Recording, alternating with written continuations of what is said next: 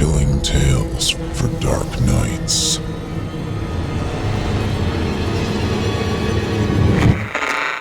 Want to make sure you never miss a Chilling Tales for Dark Nights video again? Be sure to subscribe and hit that bell to turn on notifications.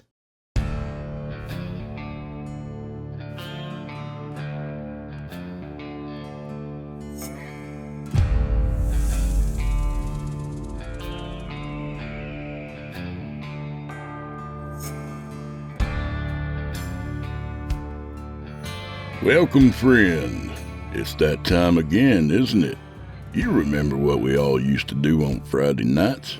Hang out with friends, smoke regular strength pot, chase tail. Man, those were the days, weren't they? No, I don't really miss them, Chester. I'm perfectly happy just sitting home and reading stories. And plus, the pot's way stronger now. Anyway, come on in, friend. That's better. A regular old cigarette. No wacky tobacco. You know what else is great these days? SimplyScaryPodcast.com. You can become a patron there and get their entire catalog dating back to 2012, ad-free and available to download or stream. You'll never need to leave the house again. Can you imagine that? All right. And come visit your pal on patreon.com/Drew Blood while you're at it. Hope to see you there. Thanks, Chester. Almost forgot. So our tale tonight comes courtesy of a new author to the show, R.K. Kombrinck, and our pals at Velox Books. And for anyone out there with an older brother, this one's a good reminder to be grateful you're still alive. And although my older brother almost took my life on 3 separate occasions, he also saved my life on at least 7 occasions. And he prevented one of my 2 near kidnappings. So yeah, I'm grateful. Alright, so without further delay, from author R.K. Kombrinck, I give you Giant.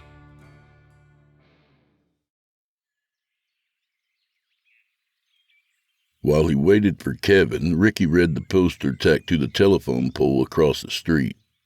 Under the words "Missing Dog" was a black and white photo of a fuzzy mutt wearing a Santa hat and a name. The name Skipper was printed below the photo along with a phone number and address. Ricky disregarded it almost immediately. He hadn't seen the thing, and besides, it wasn't his dog. He turned and called to his brother. "You're such a baby." He leaned against the guardrail and spat a foamy wad of saliva over the curb and down into the creek below. On the sidewalk, his younger brother Kevin chewed his lip hesitantly and glanced along either side of the street to see if anyone heard. No one was out except one old lady watering her lawn 4 houses up. "Am not. You're the baby. A big fat baby girl." Ricky smiled sweetly back and shrugged. In the fall, he'd be in the 6th grade, and 6th graders couldn't be harmed by the feeble insults of scaredy-cat little kids. He began singing in a high-pitched, whiny voice. "Rock-a-bye, Kevin, in the treetop. When the wind blows, the cradle will rock." Kevin made his way over to the guardrail and peered nervously into the shady throat of the creek. Lush, overhanging trees and bushes clung to its sloping banks. Up on the sidewalk, out amongst the well-kept yards and newly built houses, it was high summer, hot and humid. But down there, down where the dark water whispered around large flat rocks, it would be cool and gloomy. There might be snakes. There might be all kinds of things. It was a wild and secret place. A dark green gash in the lacquered facade of suburban sprawl. The creek itself spilled out from a concrete culvert that ran beneath Cedar Drive. It cut a trickling, crooked course through a line of trees that rambled behind the development for miles. Ricky saw the reluctance on his younger brother's face and sighed. "Come on, man. Don't you want to see an entire abandoned neighborhood? Jamie Lynch says it's badass." He pulled a small flashlight from his back pocket. "We'll have this for inside the houses." Kevin tried not to look worried. "So, we're actually going in somebody's house?" "They're empty houses, stupid. And yes, what'd you think we were doing?" Kevin shook his head. "Ricky, I don't want to do this. Maybe Mom will take us to the pool, and we could go ask her. Let's go ask her right now. Ricky glowered down at his little brother, exasperated. Jesus Christ, Kev, you're such a little pussy. He felt a little bad seeing how Kevin recoiled at the harshness of the word and tried to soften his tone a little. We can go to the pool later. I want to go see the abandoned houses. He gestured with the small flashlight, waving it vaguely at the woods. Don't you want to see that? It'll be like the ruins on Johnny Quest. We'll be like Johnny and Haji. Kevin squinted up at Ricky.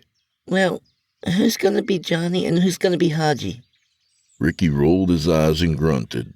Oh, God, you can be Johnny, okay? And I'll be Haji. You can lead the expedition and pick the first treasure to bring home. He held the flashlight out to Kevin, butt end first. I'll even let you carry the flashlight. Kevin reached out reluctantly, his fingers grazing the plastic hilt of the flashlight. What if Mom calls for us? What if we get in trouble? Ricky flapped his hand, dismissing this concern. Don't be such a goody-good. Nobody's going to get in trouble. When was the last time Mom called for us in the middle of the day? What about that time Dad came early to get us for the weekend? The younger boy's eyes were filled with doubt. Ricky threw his hands up in frustration and shouted. That was a Friday. Today is Wednesday. Nobody's coming to get us. Mom's asleep on the couch. Please act like you've got some balls and come exploring with me. I swear to God, if you just do this, I'll go to school and tell everybody how cool you are. Kevin smiled despite his apprehension. For real? Yes. Ricky hiked one leg over the guardrail and stepped onto the concrete lip of the culvert. For real. Now come on. He climbed the rest of the way over, and Kevin, with a final longing glance back at the sunlit street, followed along. The boys hung from the culvert and dropped, their sneakers plunging into the ankle-deep water. It was shockingly cold on such a hot day. They turned and headed up the center of the stream. Ricky made no effort to stay dry, kicking and splashing, soaking his shorts and shirt thoroughly. Kevin, by contrast, stepped cautiously from rock to rock, keeping his feet out of the water as much as possible. They tromped along the creek for a good half hour before encountering a sharp bend to the right. The boys followed this, and soon the stream narrowed to a bare trickle just a few inches in width. Thick, dark mud clung to their shoes, and sticker bushes scratched at their clothes. They hadn't seen any snakes or frogs, but bugs were plentiful. Spindly-legged mosquitoes buzzed from all around, lighting on the boys' arms, necks, and knees, drawing blood before flitting off again. There were moths fluttering sluggishly through the shadows, and a choir of crickets, cicadas, and katydids singing from the bushes and trees. Ricky stopped, bent down, and flipped over a huge flat stone riddled with fossilized shells, holding it up on its side. Want some lunch, Kev? He smiled wickedly as dozens of gigantic black water bugs trundled busily through the dripping water along the rock's underside. Kevin yelped and nearly tripped over his own feet as he backpedaled. Ricky laughed at his brother until one of the bugs crawled over the edge of the stone and onto his hand. Ricky let out a startled scream and dropped the rock, shaking his arm wildly to dislodge the intruder. Kevin exploded into a hysterical fit of giggles as his brother hopped and jittered, howling with revulsion. When Ricky realized the bug was gone, he became still and favored his brother with a steely glare that dried up all the younger boy's laughter. He jabbed a ferocious finger in the air to punctuate his words. I hope to God something big and nasty crawls on you like that. I can't wait to laugh my ass off and just watch you scream. Kevin's expression drooped miserably. I'm sorry, Ricky. I didn't mean it. Ricky scowled at his brother for another few icy seconds before turning and resuming the path. Come on. Kevin followed behind silently at a distance, his shoes churning mud as he shuffled with downcast eyes. Midday had come and gone by the time the boys stumbled out of the thinning screen of trees into the horseshoe-shaped clearing. The clearing sloped forward and then dropped 20 feet into a wide bowl-shaped gully. At the far end of the bowl, the ground climbed back up a grassy incline, becoming the highway. The boys could see tractor-trailers, tiny in the distance, silhouetted against the summer sky. Up on the rise, the trees continued along the left-hand side of the horseshoe and became thick again beyond the gully. Ricky walked over to where the ground dropped off and peered over the edge. Kev, Ricky motioned his brother over with a flick of his hand. come here. The younger boy joined his brother at the edge of the drop-off and looked to where Ricky was pointing. Down below, on the floor of the gully, were 3 derelict houses languishing in varying degrees of disrepair. All of them were tall, wooden affairs with steeply pitched roofs and gabled porches. The one closest to the highway was in the best shape of the 3. It stood tall and proud despite its mottled peeling clapboards and shattered windows. The post supporting the porch roof leaned a little to the right, giving the house a disapproving sneer, but it seemed solid enough. The house in the middle was also still standing, and there were even some faded scrapes of paint left to show that it had once been yellow. However, the porch had at some point collapsed, and now the pointed gable lay in the lap of the front yard in a pile of wood chunks and rubble. Planking had been stripped from the outer sidewall, letting sunlight in to show a decayed piano tipped over on its back. The house closest to the drop-off, the one that Ricky planned to enter, was in the worst shape of all. No one could say what caused it to collapse in on itself. It looked as if an earthquake had shaken it to its foundation, or a huge unseen boot had come down from the sky and stomped it flat. Whatever it was had left the attic window sitting where the front door once was. Sunlight glinted off aluminum beer cans atop the roof, which now hovered only a few feet off the ground. The walls had bowed outward, planks and plastering littering the overgrown yard. From the rise above, Ricky pointed down at the clapboard ruin. All right, Johnny. His attempt at an Indian accent was very bad. Let us explore the ancient Mayan temple. Kevin looked from the house in the gully to his brother's excited face. His eyes were more doubtful than ever, but he managed a shaky smile. Yeah. Okay, Haji. Let's take Bandit and see what's down there. Probably nothing, but we need to be really careful anyway, okay? Ricky clapped Kevin on the shoulder and kept speaking in his Haji voice. Yes, very good, Johnny. Here we go. He began making his way down the sloping brown side of the drop-off. Clods of dirt and small rocks came loose and tumbled to the gully floor as the boys half walked, half slid to the bottom. The ground at the foot of the slope was hectic with scraggly weeds. The yard was an ocean of hip-high, bronze-tinted grass, waving in a late afternoon breeze. Small, nameless flying things like living dust motes flitted gracefully above the boys' heads, and soft shadows slunk forward as the day grew long. Ricky and Kevin pushed through the grass and crept toward the house, studying the grounds with curiosity. While he was looking up into the trees beyond the gully, Kevin tripped over something hidden in the grass at his feet. Crap! The younger boy turned and looked at the ground. What's that? Ricky leaned down and felt for whatever it was his brother had stumbled over. After a moment, he held up a very old, very rusted length of chain. The links were as thick as his fingers. Dangling from the chain was a dented aluminum sign that read, "No trespassing." He examined the sign for a moment and then held it up to show his brother. Just an old sign. Come on, keep going. We're almost there. Soon the grass gave way to a pile of smashed paving and gravel, and the wreck of the house loomed before them. It was like a shipwreck resting at the bottom of a trench. Ricky thought about hobos and geezers, crazy old homeless men who crawled into abandoned houses or squatted under playground slides. They wore filthy coats and had ratty beards and would sometimes do stuff to little kids who invaded their hiding places. Sex stuff. And then they usually murdered those kids. He was brave, though, reckless and brave and excited. He wanted to explore the house very badly. He wasn't even sure why he'd felt this need. It was just something that burned through his veins like fire. He picked up a good-sized hunk of concrete and stepped toward the house. With a grunt, he launched it through the attic window, and a moment later hit the floor inside with a crash. When there were no angry running footsteps or howls of rage to answer the thrown rock, Ricky walked up to the crooked window frame and peeked inside. Hey, anybody in here? Hey, we're the cops. We're coming in. He was greeted with silence. He turned and gave Kevin a thumbs up. Kevin, looking very dubious, joined him by the window. Ricky smiled and patted him on the arm. You ready for this, buddy?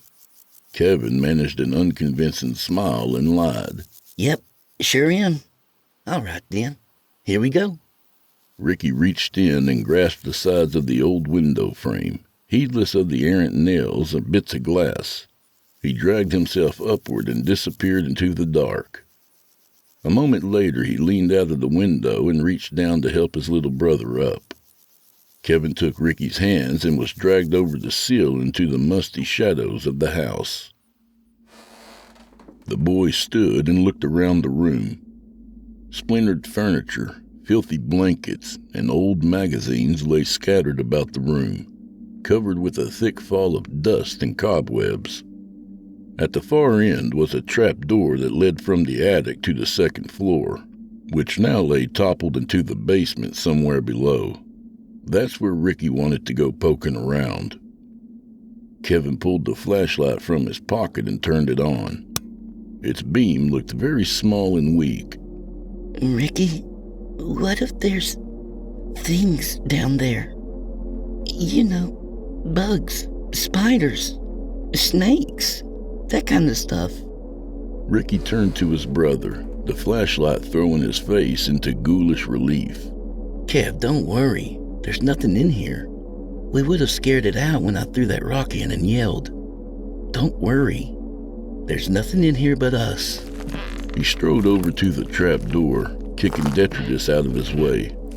Be careful, don't fall. Kevin aimed the beam of the flashlight down the trap door. The collapsed second floor was little more than a narrow crawl space. Ricky climbed down through the hole, debris falling all around him. He dropped, landing on his hands and knees, and the house groaned like an old pirate ship rolling on the tide. Somewhere beneath him, something snapped. Ricky froze, waiting to see if the ground was going to disappear under his feet. When 10 seconds went by without that happening, he began to inch forward along the dark passage. Shafts of sunlight cut through the gloom here and there, from holes in the ceiling and walls. What they revealed mostly was dust, floating in the air like dry, scratchy mist. It got into the back of Ricky's throat, making him hitch and cough. He crawled a few inches and stopped. Kevin was calling from above and behind him. Ricky, I don't like it up here. It's dark. Kneeling in powdered plaster and demolished wood, Ricky rolled his eyes and shook his head. Well, it's really dark down here. His shout was loud in the tight space and sent little quakes and vibrations down into the walls. It made him a little uneasy, and he tried to call back with less force. Besides, you've got the flashlight. I know. Kevin sounded close to tears. But it's barely doing anything. Are we done exploring yet? For God's sake. Ricky was close to the end of his patience. What did I bring him along for? Not yet. If you're not gonna come help me, then shut your goddamn... Kevin came crashing through the attic door, slamming into the floor behind Ricky. The whole house shook as dust and debris rained down with a gritty patter. Ricky spun around in the tight space, the floorboards groaning in protest. Kev? He was scared. Geoff, you okay? Whooping coughs answered him, followed by a tearful wailing. Ricky's heart began to hammer inside his chest. Kevin, say something. Are you hurt? In a panic, the older boy crept hurriedly towards his brother.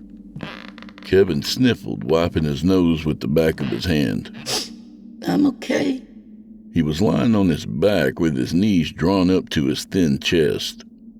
He pushed himself up on his hands, letting his feet smack against the floor.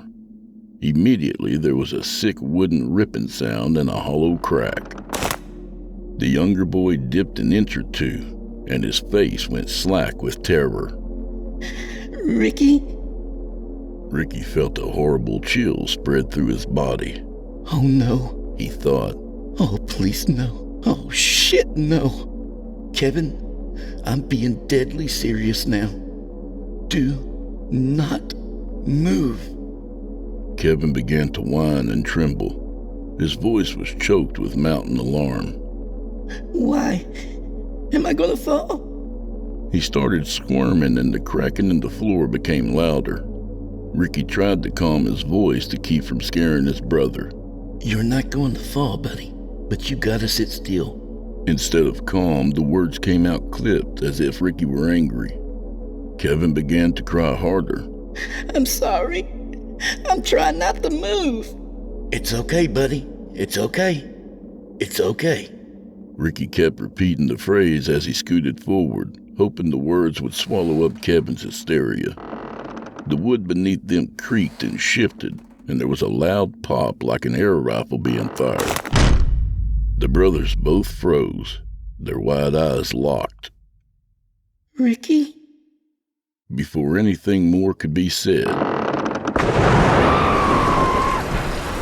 the floor beneath Kevin gave way with a mighty scream, and the boy disappeared into the darkness below.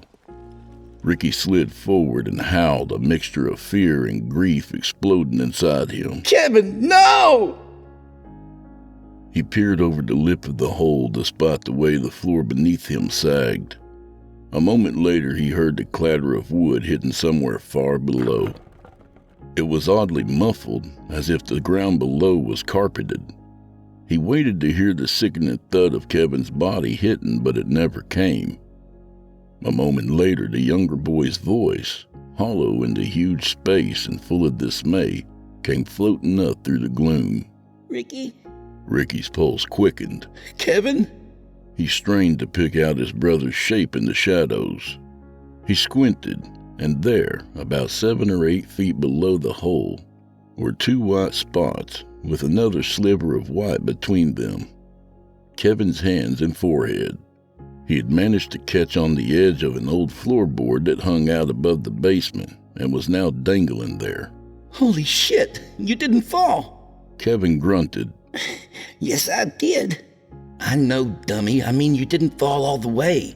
Immediately, he wished he hadn't called Kevin a dummy. Are you okay? I'm scared. My arms are hurting, and this board keeps moving. I don't know how long I can hold on. Ricky sat back and gritted his teeth, trying to think of a way to help his brother. He was sweating heavily and trying not to give in to panic. He wiped his arm across his face, streaking his forehead with grime. His first thought was that he'd have to find a way to get down there and hoist his brother up. This plan seemed fraught with disaster, and he dismissed it almost immediately.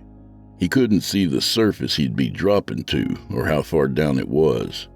There was no way of telling how much floor was available for walking and standing on. What if only a few scattered boards were clinging to a couple of rotted supports? What if Ricky's dropping down caused Kevin's board to move or break? What if the vibration of Ricky's landing jostled Kevin's hands free? It was unbearably risky. Without more light to help appraise the landscape of the lower floor, there was no way he could safely get down to his brother. Ricky? Ricky? Kevin's voice was cold with terror. There's something moving around down here. Down underneath me. In the basement. Don't worry about it, buddy. It's nothing. Probably just a cat or something. Ricky scooted a few inches back from the hole and began feeling randomly around the floor for anything that might spark an idea. This was a waste of time, he knew, but his brain seemed stuck. I don't think so. It sounds big. Kevin let out a desperate sob. Please hurry. It sounds big and weird. I don't think it's a cat. It sounds like it's getting closer to me. It's not getting closer, Kev. You're up in the air. I think it's coming up the wall. The little boy began crying helplessly. Please. Please hurry. Suddenly, Ricky's hand bumped something heavy. It rolled a few inches away from him. He reached out, and after a moment of groping, his fingers closed over the flashlight. A burst of excitement and triumph bloomed in his chest, and he smiled. Hold on, buddy. I'm going to check out your situation. I found the flashlight. Kevin's voice was a shaky whisper. Okay. Ricky thumbed the flashlight on. It was surprisingly bright in the cloistered crawlspace. He lay on his stomach and shined the light down the hole where his brother was hanging. His smile vanished instantly. Kevin's head came up and he squinted into the flashlight's beam. Ricky had guessed correctly that his brother was holding on to an old plank of the flooring that jutted out over a massive stone basement. Most of the rest of the first and second floors had crumbled down into the bowels of the house. All that remained were a few splintered floorboards clinging to 4 or 5 crossbeams at either end of the room. They gave the impression of a mouth full of crooked teeth, open wide and hungry. It was immediately clear that Ricky was not going to be able to get down to his brother. The plank Kevin hung from was wobbling like a diving board and could go at any minute. Ricky shined a light around the cavernous basement, looking for anything that might give him an idea. He swung the beam up the back wall, and his eyes suddenly went wide. Something was moving down there. Far up on the wall, something seemed to flinch when the flashlight beam struck it. Ricky shined the light back down. There, again, a very large, dark oval smudge seemed to drop a few inches below the flashlight's glow.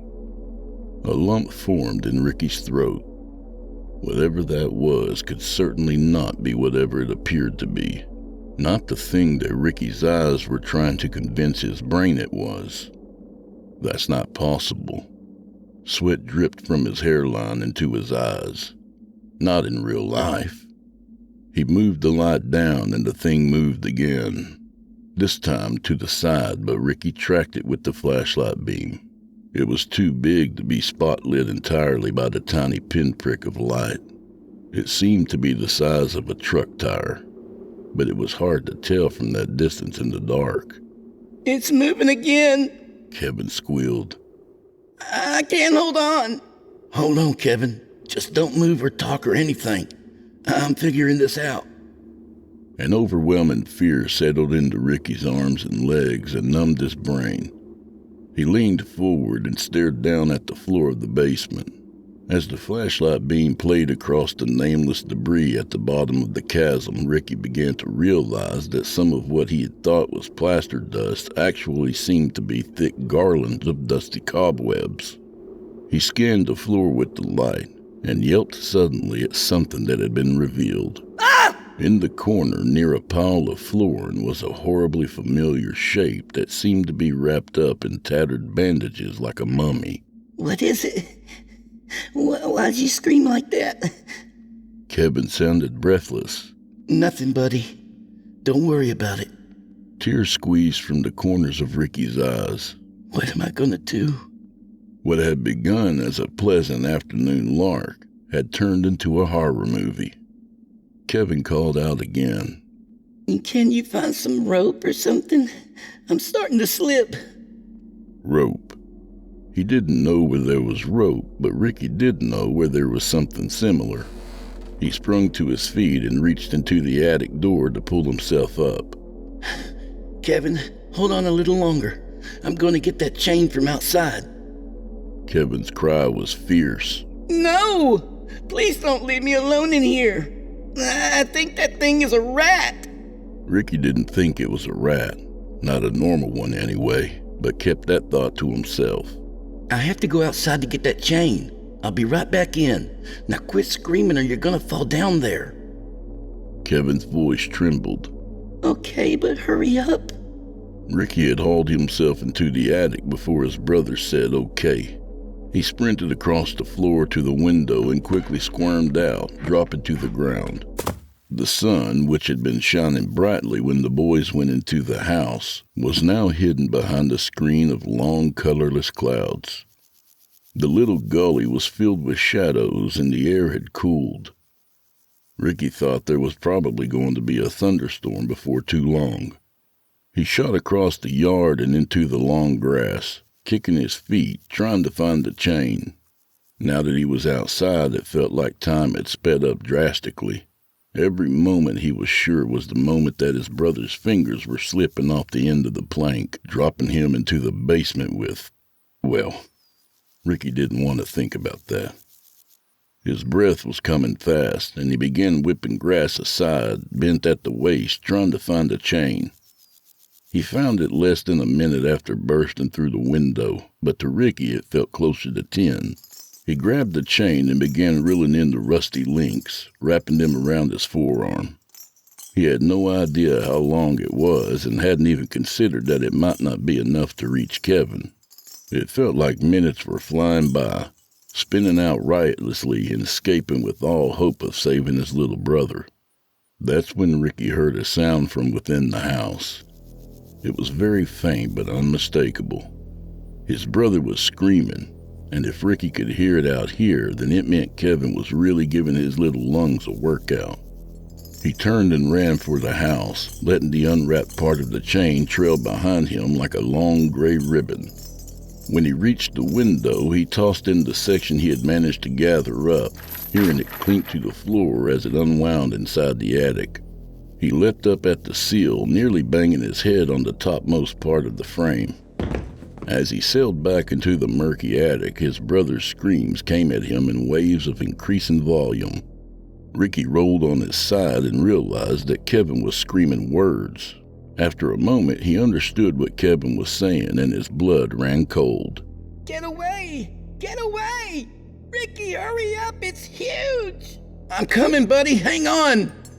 Ricky snatched up the pile of chain that had settled into dust on the floor beneath the window, laying it over his shoulder, and ran for the attic door.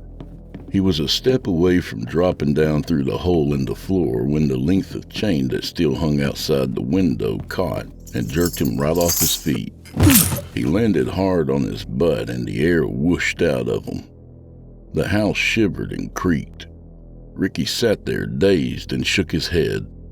Down below, Kevin's screaming rose an octave and splintered. Ricky! Ricky!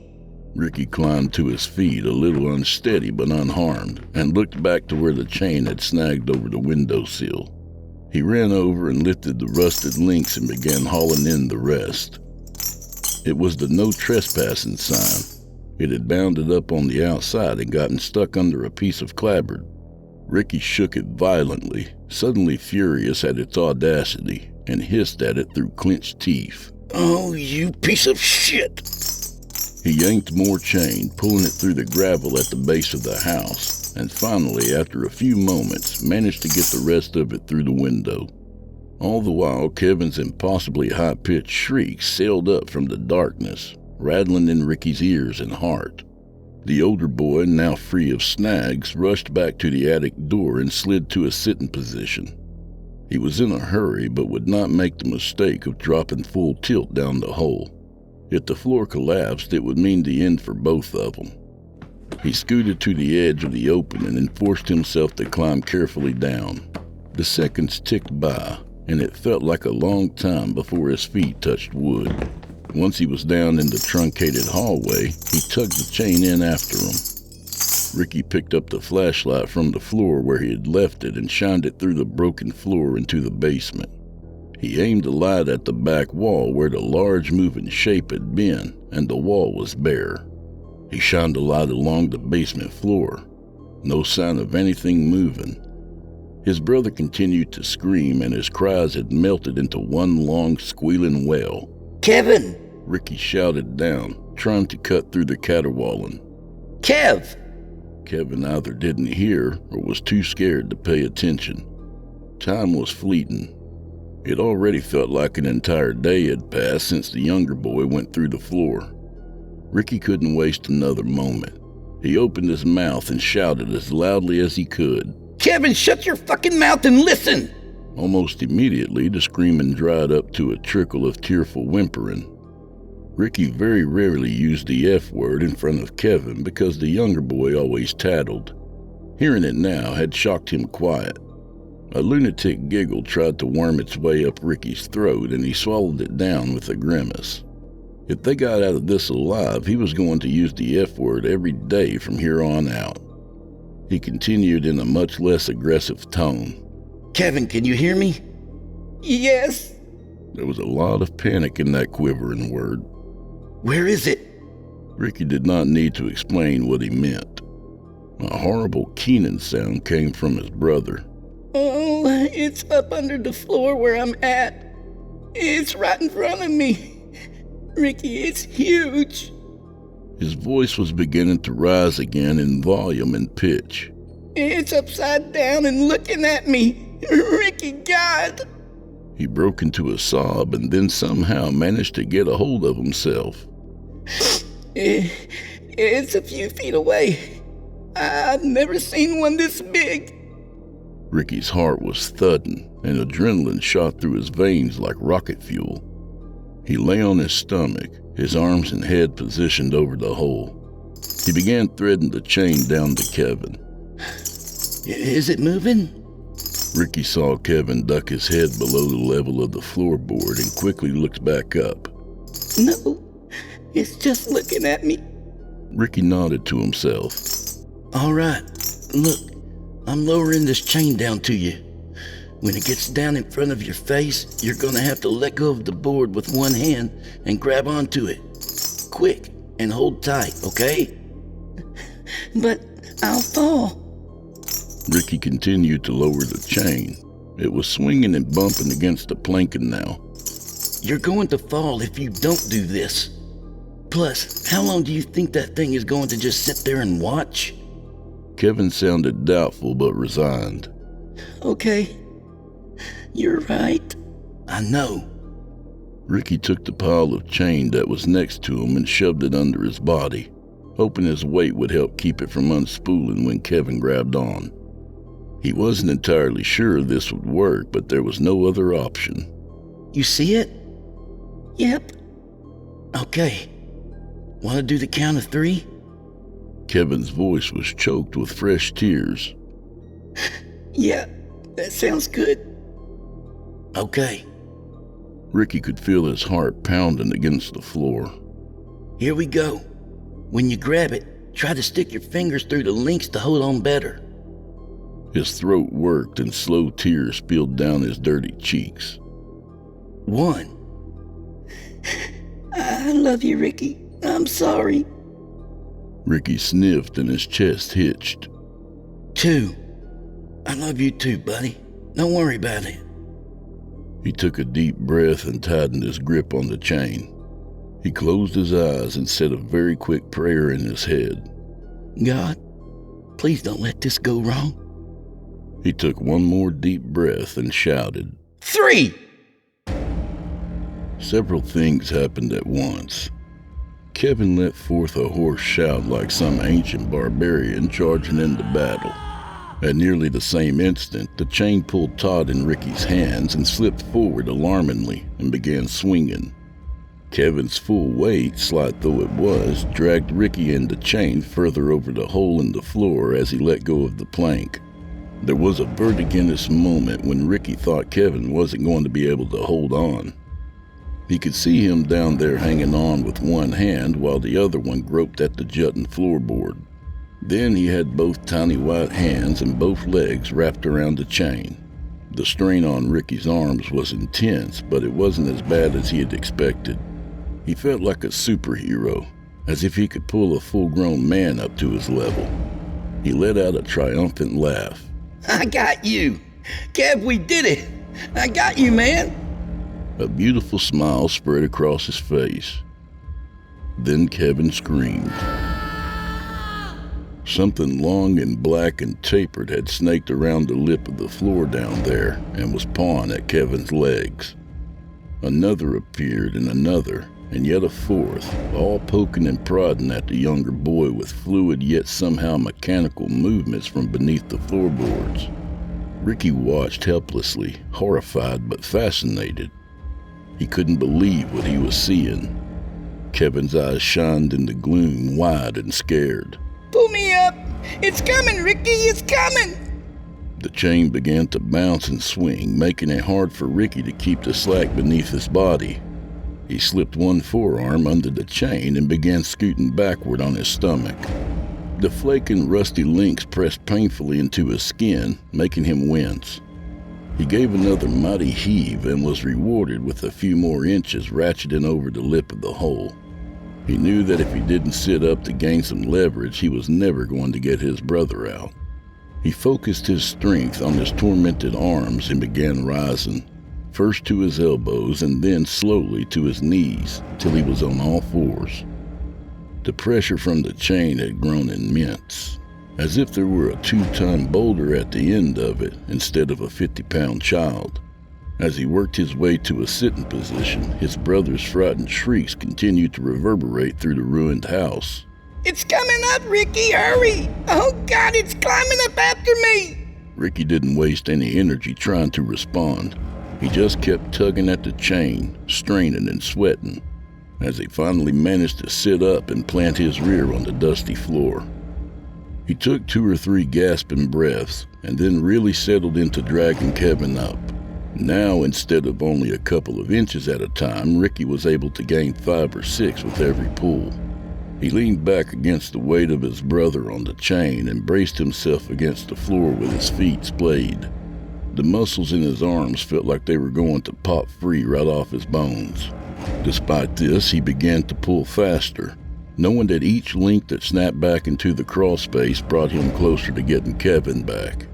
Ricky had tuned out his younger brother's squalling and concentrated all his energy on the physical act of pulling. He had retreated into a silent chamber of focus where all he could hear were his own grunts and the clinking of the chain against wood. With reserves of strength he didn't know he possessed, Ricky began hauling up longer segments, hand over hand. He had found the rhythm and was rocking back and forth, the burning at his elbows and shoulders far from his mind.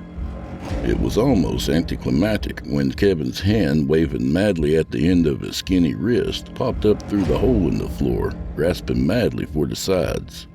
The younger boy found the floor and grabbed it, helping Ricky in the final massive tug that brought Kevin up from the depths of the house. His top half burst through like a fish breaching the water, and he flopped down into the dust between Ricky's feet, sobbing.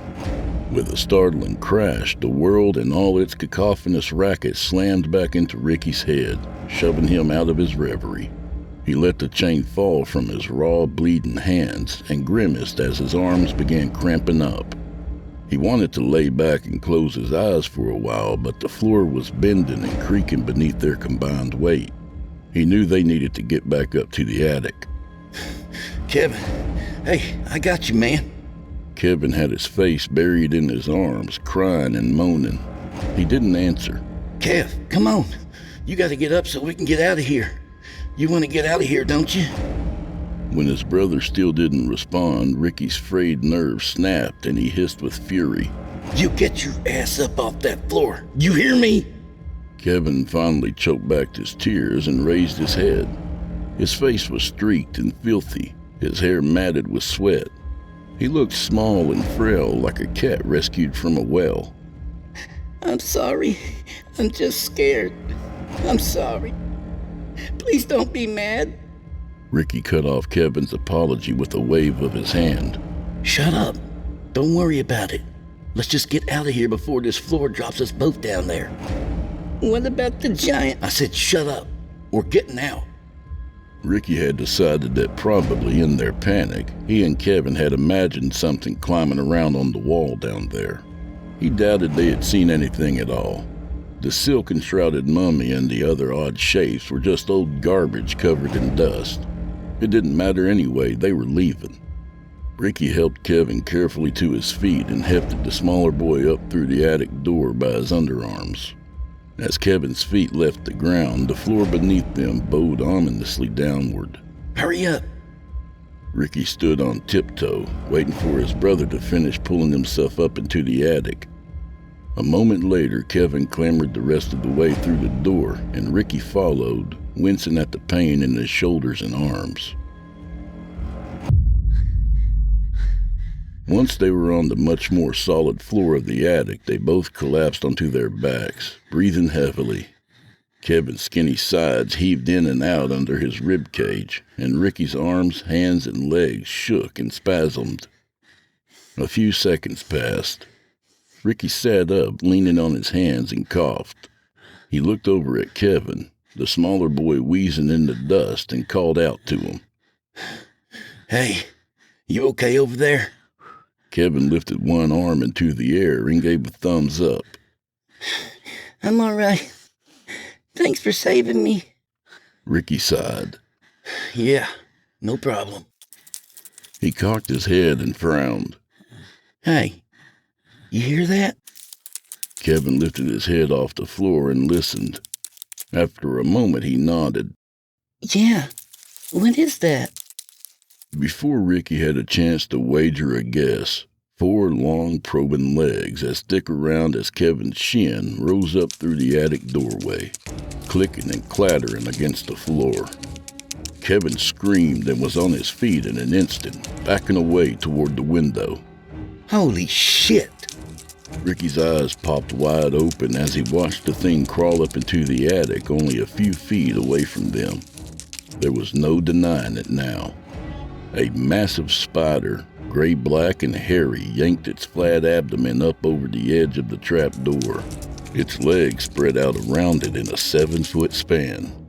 2 smaller appendages pawed the air above its head, and Ricky could see its slavering mouth parts working furiously beneath the constellation of 8 shiny black eyes.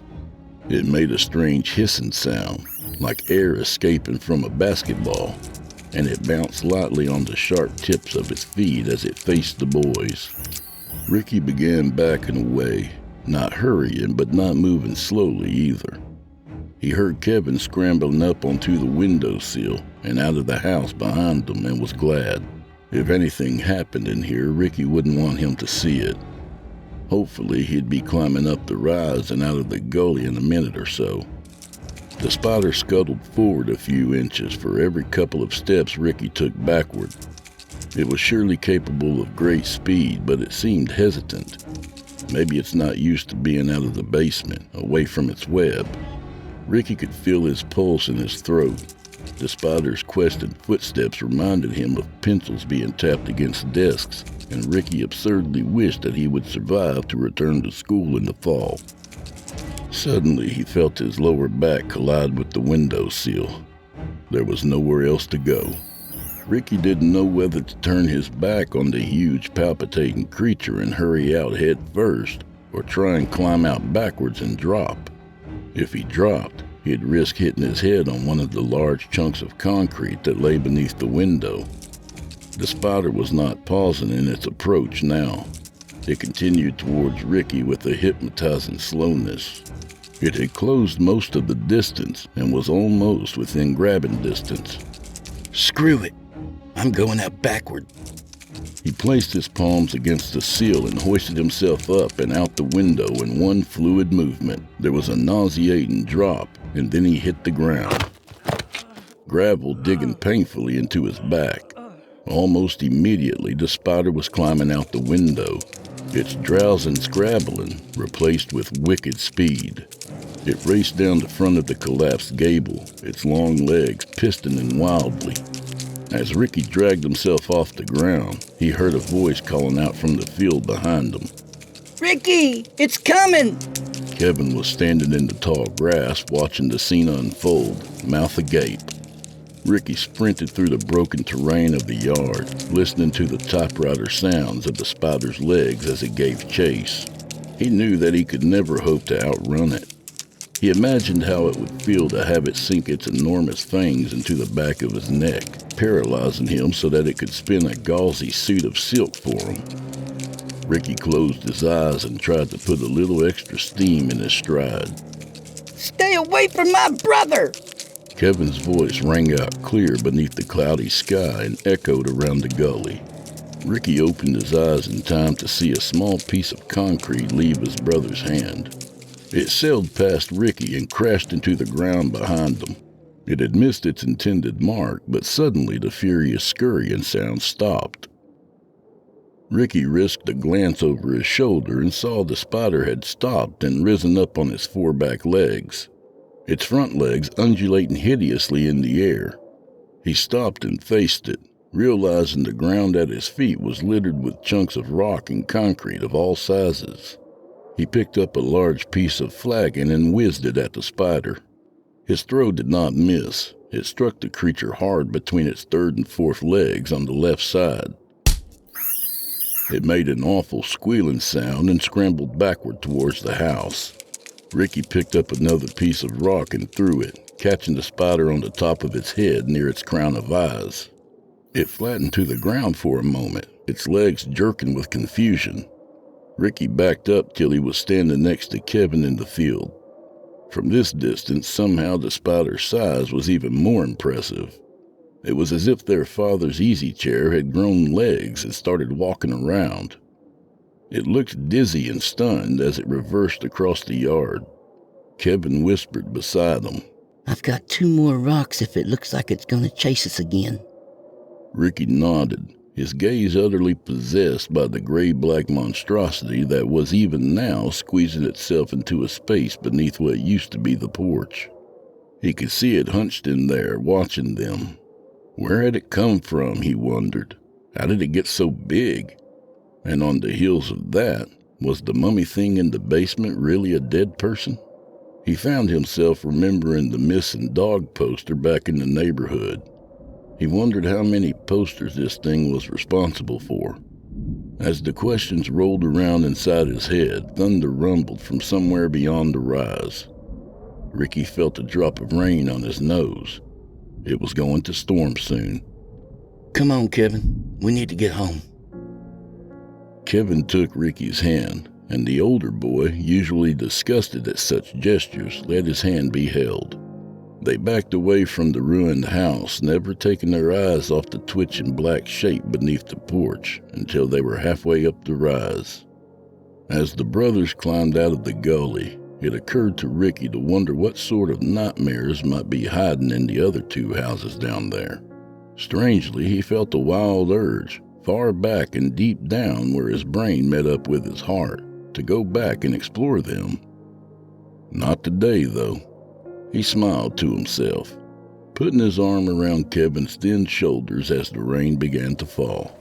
He looked over his shoulder, taking one last look at the forlorn houses. The giant was nowhere to be seen. Not today, but maybe someday.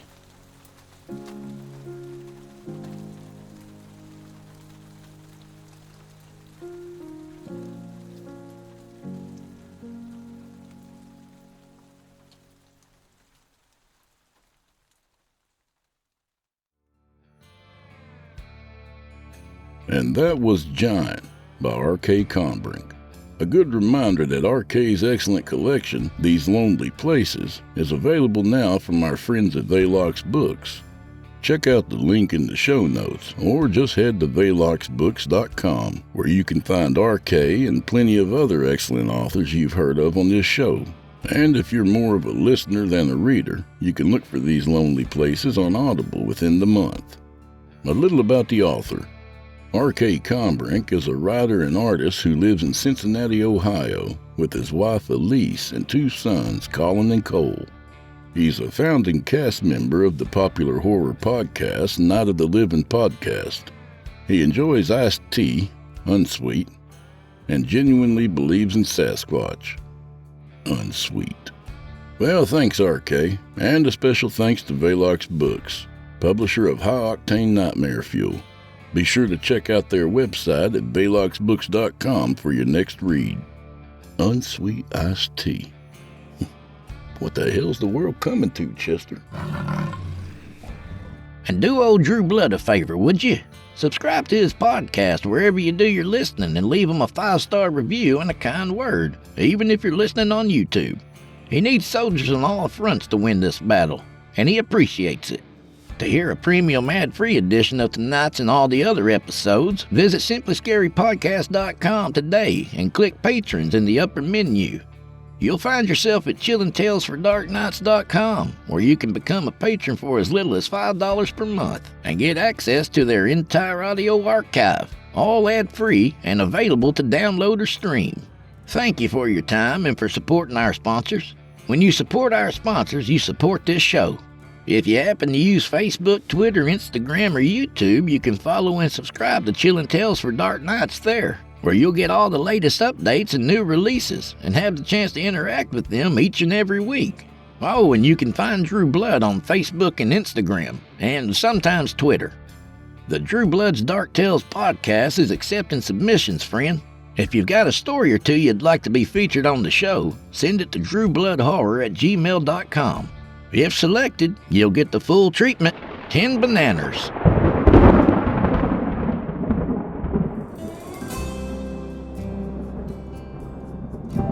Well, I'm afraid this is where we part ways, friend. At least till next week. So grab a drink for the road, but don't go chasing any tail out there. It might be Chester's, and he doesn't cotton to that. So may the wind be at your back, and may the road rise up to meet you. Don't resent growing old.